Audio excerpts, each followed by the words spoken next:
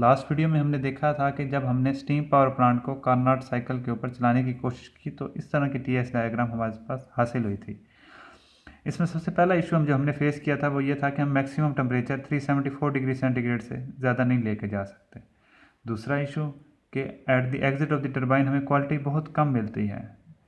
ये चीज़ टरबाइन में एरोजन काज करती है और टरबाइन की लाइफ को कम करती है। तीसरा, isentropic compression of two phase fluid कि यहाँ पे टू फेज फ्लूइड को बॉयलर के प्रेशर तक कंप्रेस करने के लिए हमारे पास कोई इक्विपमेंट नहीं था।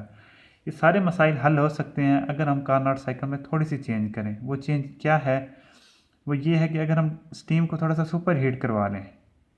सुपर हीट करवाने से आइसेंट्रोपिक एक्सपेंशन होगी। आइसेंट्रोपिक एक्सपेंशन होने के बाद क्वालिटी बेहतर हो जाएगी, यानी जो क्वालिटी वाला मसला था वो हल हो जाएगा। तीसरी चीज़ कि जो टू फेज़ फ्लूइड को पंप करने के लिए हमारे पास कोई इक्विपमेंट नहीं है। अगर हम इसको कम्प्लीटली कंडेंस करवा दें तो हमारे पास यहाँ पे सैचुरेटेड लिक्विड बचेगा। जो एक फेज़ है उसको कंप्रेस करवाना या उसको पंप करना बॉयलर के प्रेशर पर बहुत आसान है।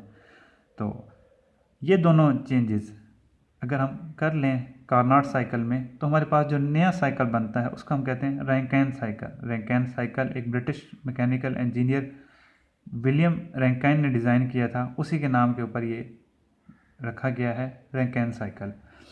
ये आइडियल साइकिल है वेपर पावर प्लांट्स के लिए। वेपर पावर प्लांट्स ऐसे प्लांट्स होते हैं जिनमें वर्किंग फ्लूइड अपनी फेज चेंज करता है, यानी मिसाल के तौर पर यहाँ अगर हम लिक्विड वाटर यूज़ कर रहे हैं तो वो स्टीम में कन्वर्ट हो जाएगा और स्टीम से दोबारा लिक्विड में आ जाएगा।